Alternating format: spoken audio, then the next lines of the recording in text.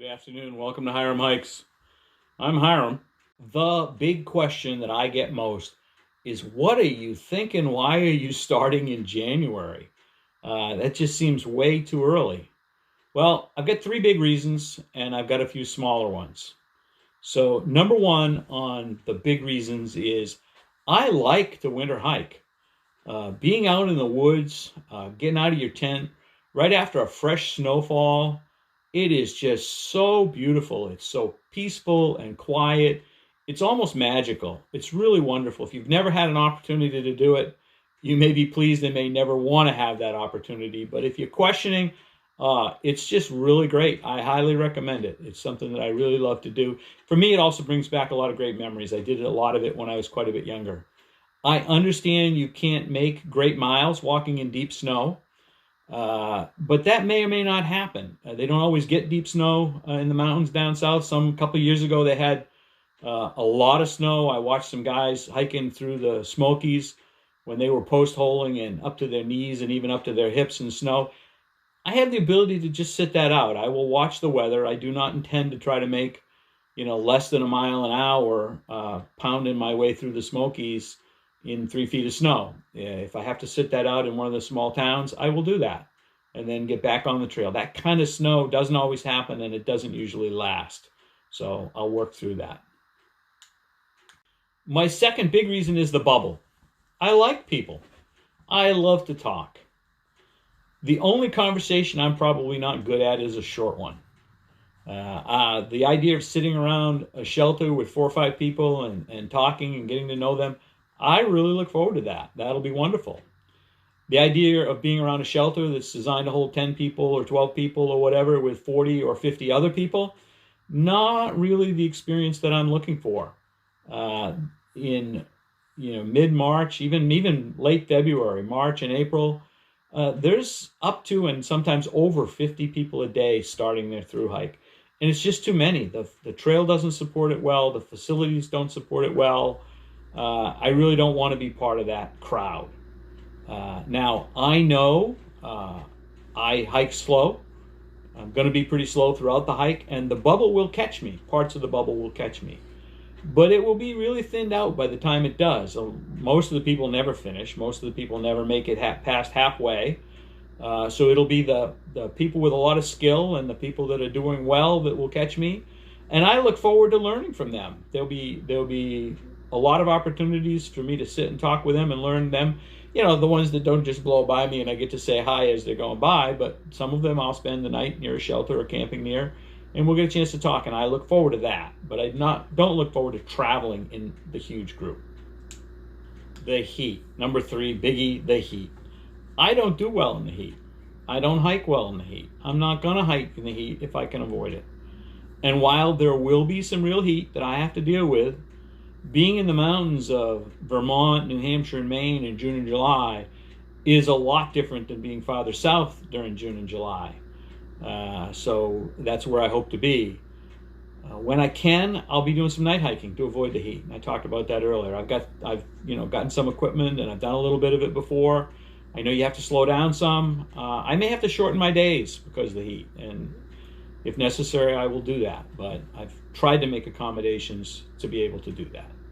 I have several lesser reasons why starting in January to me seems like an advantage.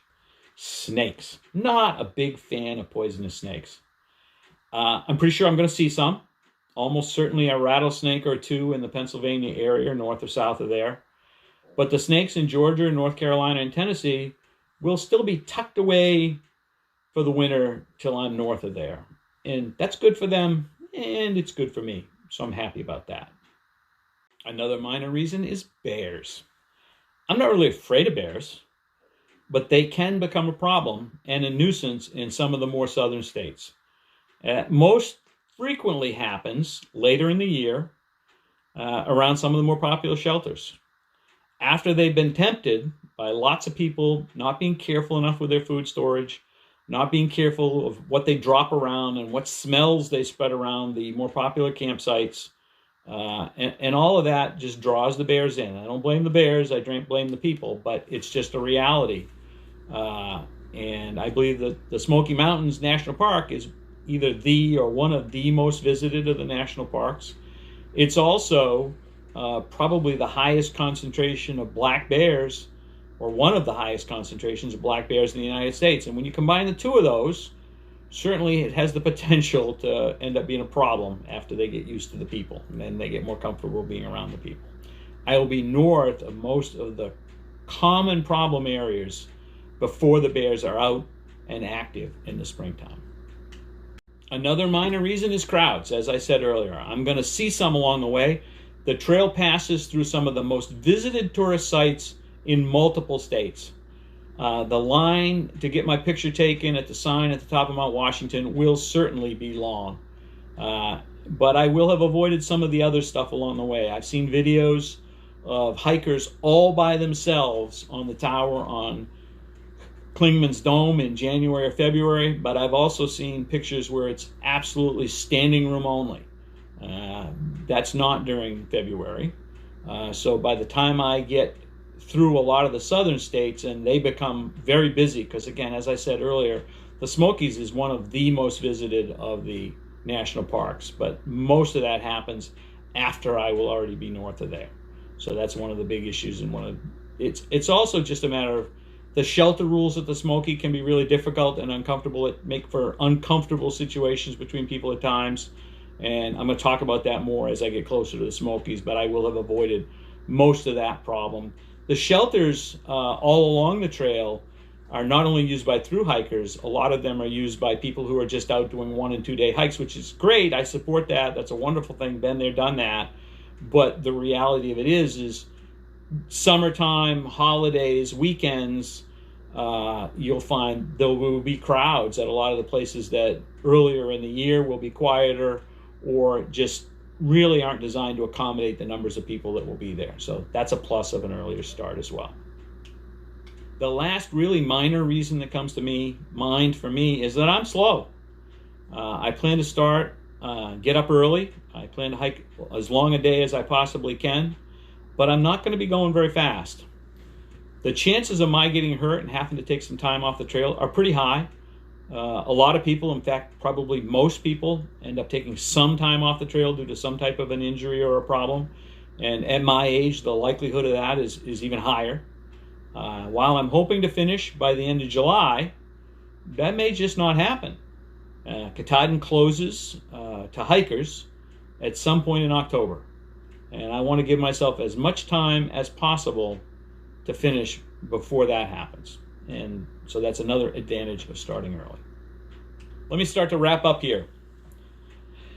I'm supposed to ask everybody, please subscribe, please like it if you like the video that I put together, and also please make comments. If you have suggestions of things that I could do better or complaints about things that I'm doing, I'll appreciate that. I'll certainly take your opportunities for improvement.